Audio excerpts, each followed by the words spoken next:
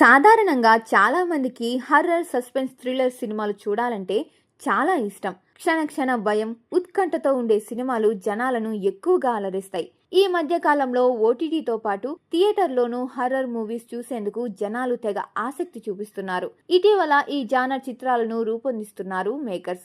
ఇదిలా ఉంటే ఇప్పుడు మనం మాట్లాడుకోబోయే సినిమా దాదాపు 30 ఏళ్ల కిందట నిర్మించారు. ఆ సినిమా స్త్రీ 2 ముంజా చిత్రాల కంటే చాలా భయంకరమైనది. అదే హౌస్ నెంబర్ 13. 1990లో విడుదలైన ఈ సినిమా అప్పట్లో భారీ విజయాన్ని సాధించింది. హిందీలో వచ్చిన ఈ సినిమాకు బేబీ దర్శకత్వం వహించారు. తమిళంలో 13వ నంబర్ వీడు అనే సినిమాకు రీమేక్ ఇది. సౌత్ ఇండస్ట్రీలో భారీ విజయాన్ని అందుకున్న ఈ చిత్రాన్ని హిందీలోనూ రీమేక్ చేశారు. కథ విషయానికి వస్తే తమ పాత పూర్వీకుల ఇంటికి తిరిగి వచ్చిన కుటుంబం చుట్టూ తిరుగుతుంది. సుధీర్, అతడి భార్య శాంతి, కుమార్తె ఆర్తి, అతడి తాత, సోదరుడు తల్లితో కలిసి ఆ ఇంట్లో నివసిస్తుంటాడు.